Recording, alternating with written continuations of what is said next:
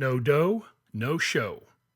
Are you a showing coordinator or a stone cold killer closer? You don't get to see one of my houses unless you paid me money first. Find out how I do it in this episode. I have come here to chew bubblegum and kick ass. And I'm all out of bubblegum.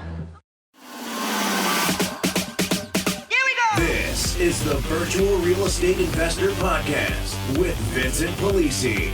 Buckle your seatbelt and prepare to learn how to legally make six figures investing in real estate with no money, no credit check, and nothing but a computer and internet connection.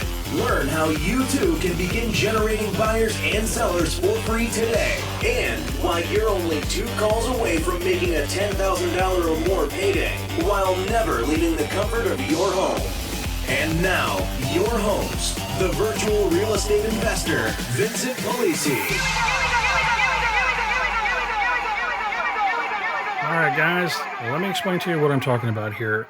The way that I have things set up and have been doing it for years, I do not allow anybody to see a house unless they've made application and paid money up front. Now, the obvious question that people are going to ask is going to be, well, what if I don't like the house? And I get that, and I understand that. And it's set up that way intentionally so that we can roll right into explaining how the Home Finder program and joint venture partnership work. If you don't do that when you're doing these types of deals, what will happen is you will send somebody out to a property, they get the lockbox code, they go see the house, and if they don't like it, you will never hear from them again. And all you've done is wasted time. Don't do that, okay? This is why learning to sell and close is so paramount. I'm not going to waste time setting up and scheduling showings for people unless they've demonstrated their seriousness and that they understand what we're doing. Because if you don't like the house, that's okay. It doesn't matter. I can get you one that you do like. What's most important is the program that we run and making sure that it's a good fit for you up front.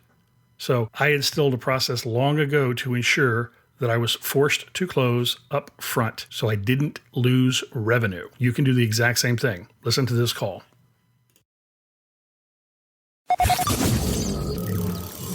And now, without further delay, it's unquestionably everyone's favorite segment of the Virtual Real Estate Investor Podcast with Vincent Polisi. It's time for an extra large dose of total transparency. As you listen to Vincent live and in the trenches dodging bullets and grenades, while he's closing real buyers and sellers over the phone.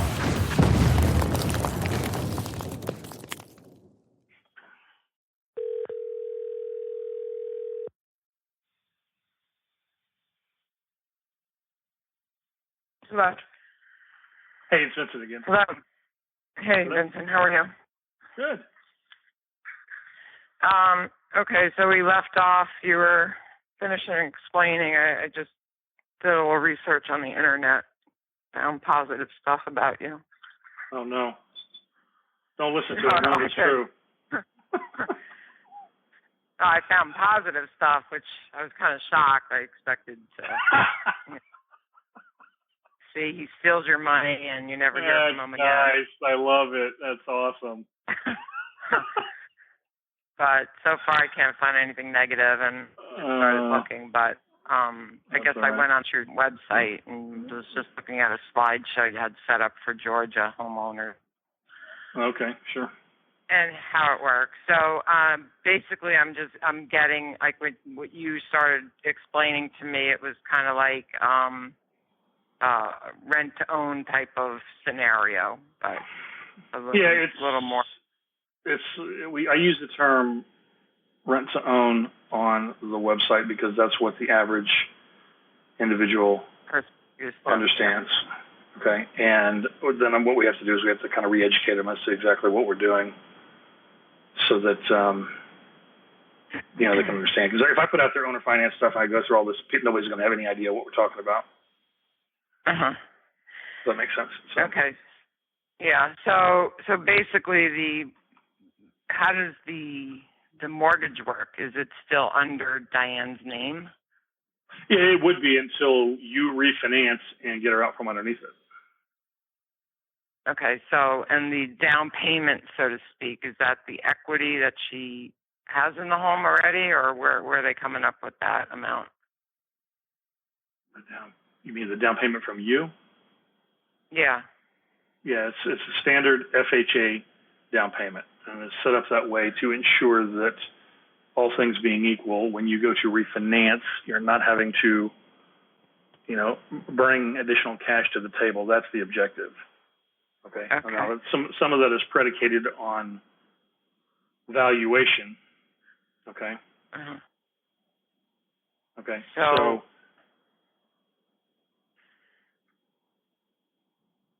what happens if we're paying her monthly, it's auto drafted or whatever, and she's not paying the mortgage?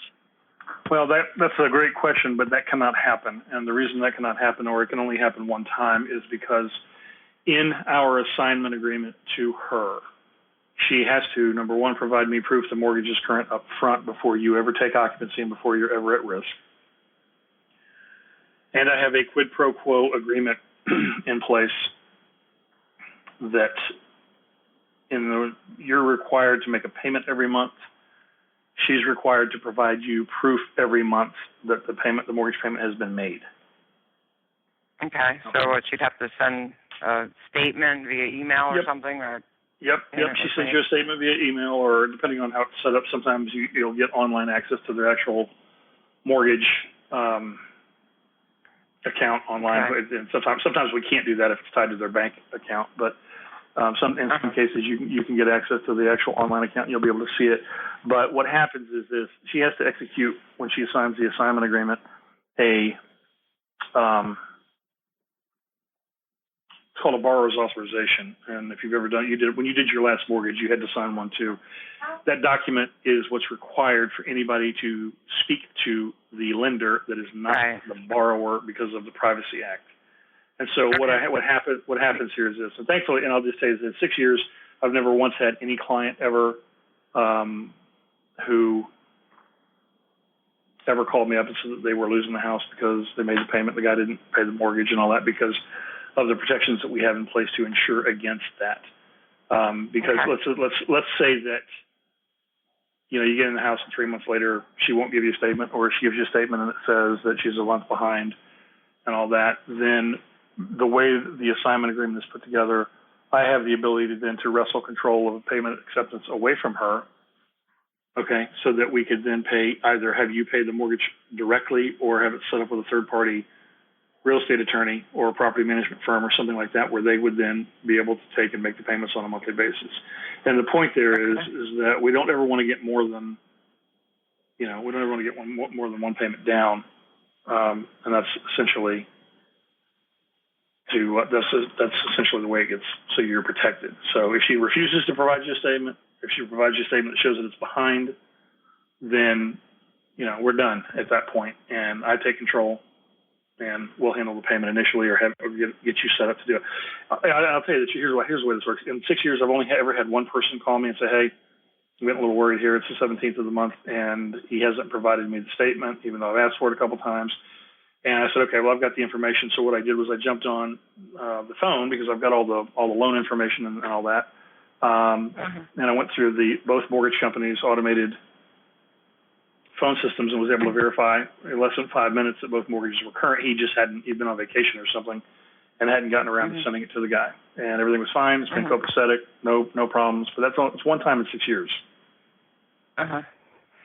Okay, sounds good. So what happens after the 24 months? We don't want to buy it. Well, it doesn't really work that way, because you would have already bought it. But it's not in our name. Sure it is. You get a tax deduction for it. So, but we're paying her the mortgage. So is our name on the mortgage then? Your name is on your mortgage, yes. The mortgage. Let me back you up for a second. If that's the direction that you want to go in, where you don't want to be committed to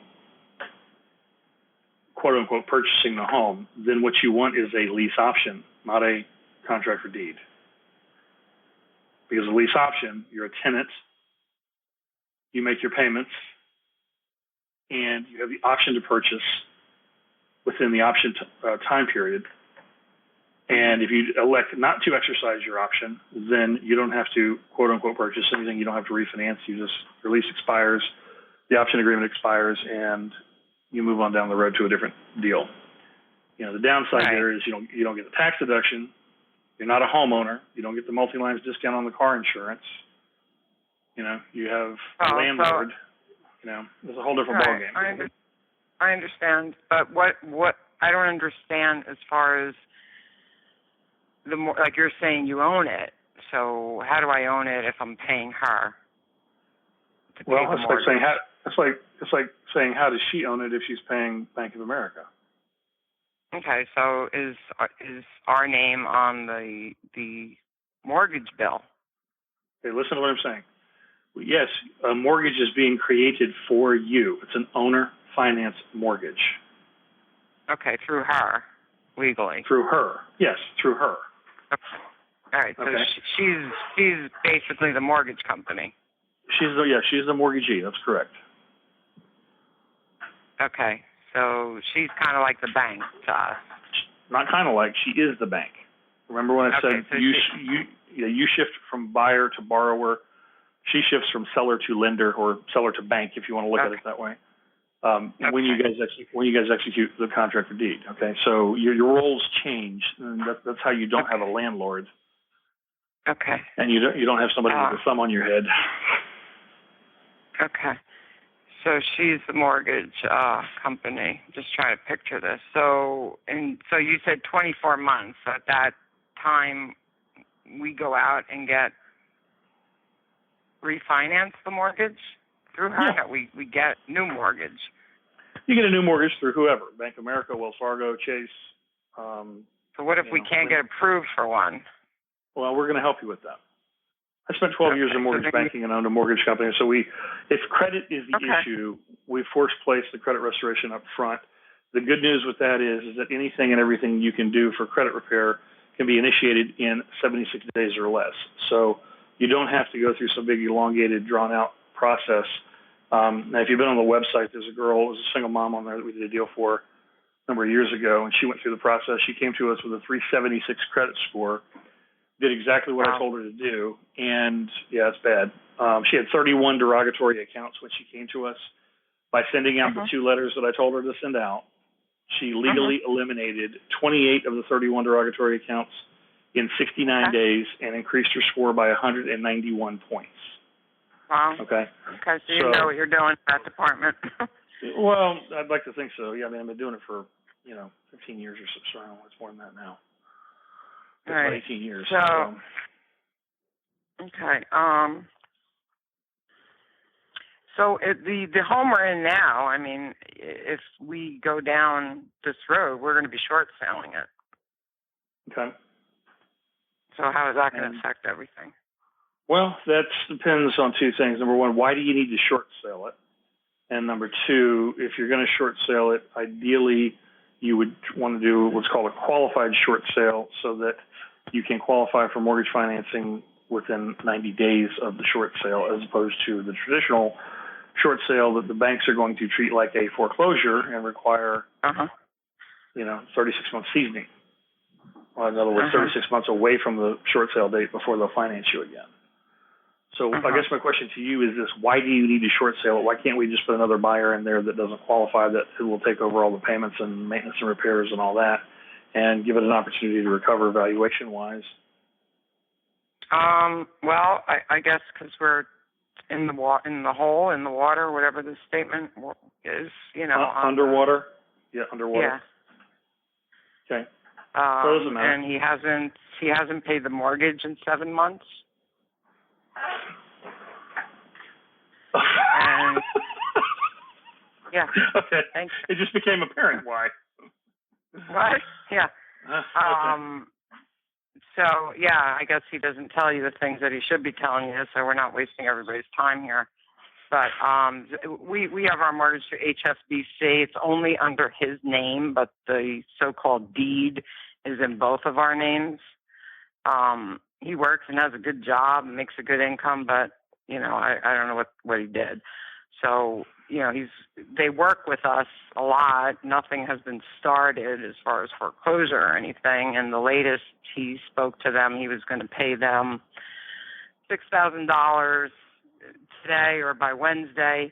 and then next month pay them a certain amount, and then the following month pay them a certain amount, and they were going to take the re-age it, and then we'd be current, and continue to pay if we were choosing to stay in the home. So through like a loan modification? Well, yeah, we did get a loan modification already on it. So I don't know. I mean, he hasn't paid in 7 months, and he's been working with them, kind of stalling them, I guess. So, yeah. So I don't know if that changes everything we're talking about, or Well, I guess the question becomes: are you going to qualify by yourself? I don't make enough money. My salary is like $36,000 a year. So that's it. I mean, his is, he's just got a promotion, so he jumped up to $111 a year. So that's it. Okay. Well, the challenge there, obviously, my credit score is better than his, obviously. I think mine's like 650 or 690. I don't know. I don't know what his is. Obviously, it's low.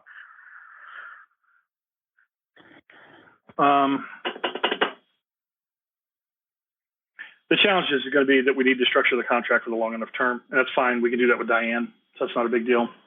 Because you're going to need to be able to be 36 months out of that short sale. If they see, here's the problem. You got to understand this. There's no guarantee you're going to get a short sale. Well, he's talked to them about it before, and they kind of said to him at certain times, you should consider a short sale. It's HSBC. They work pretty well with us. I mean, no, I understand. I understand. Just trust me, okay? I've been in this business a long time. I've known, like Wells Fargo in our area is pretty bad as far as working with, people. But, as far as the company, the mortgage company, they're pretty lenient. So. That's where we're at. Okay, that's fine. I mean, like I said, we just have to structure the contract term long enough to allow him to escape the seasoning requirement the lenders are going to have on the short sale or foreclosure, whatever it ends up becoming, so that we don't put him in a deal that he can't qualify for up front. Right. Okay. So that would be, you feel, another year? Well, it's like 36 months is what they're going to be looking at from a seasoning perspective. But understand something, that's from the short sale or foreclosure sale date. Right. So that could be... That could be next year. 8 months from now. Yeah. So, all right. Okay, well, can we see the property? Yeah, I mean, if this is the direction you want to go in, what I do, let me explain this so it makes sense. You've been on the website. There's an application that's on there. Once that gets filled out, then I can coordinate with Diane for a time for you guys to see the property. What I do is I make sure that people understand what it is that we're doing. They make application. It's $37 for the application because that's an intentional roadblock so that we're not wasting her time because she's got to get the house ready and all that stuff. I want to make sure that you understand what the deal is first. And then if that house does not work, like I said, then we have a custom home finder program also that I can secure another property for you that does. I mean, because you guys you have all the time you need right now with the property because you're not making payments anyway. I mean, not in foreclosure yet. What happened if we went with you to do this on this house, like you were saying? The only challenge there, I mean, there's two ways to make that work. One way is that you have to get the payments brought current somehow, and there's a couple of ways that can happen. Loan modification is one, where they take the arrearage and put it on the backside of the loan, and then they drop your rate and payment. That's one way to do it. Another way is through getting a buyer in the property who's not that far off from qualifying or who that does qualify let them get in the house, and then we negotiate the short sale that they end up closing on. Okay. Mm-hmm. So there's a couple different ways that can work. And what I would suggest, honestly, is it doesn't cost you anything. There's no reason for us not to market the home. There's no reason we shouldn't market the house and see what kind of bites we get on it, and see if there's something that can be put together. Okay.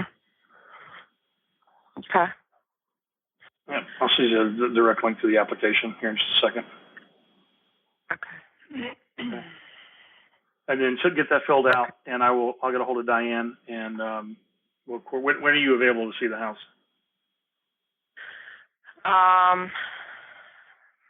He works in Washington every day, so it would have to be, like at night or on a Saturday or Sunday. Okay, that's fine. Yeah, anytime. That probably works better for them because they work too.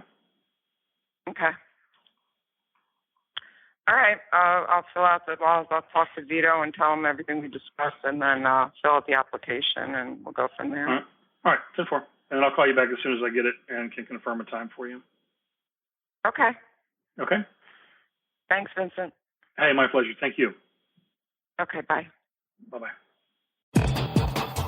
Thank you for listening to the Virtual Real Estate Investor Podcast with Vincent Polisi. If you found any value in this podcast, please use our Give to Get method and take a moment to give us a 5-star rating in iTunes and your favorite podcast service so we can keep giving you excellent episodes of real content you can use to profit today.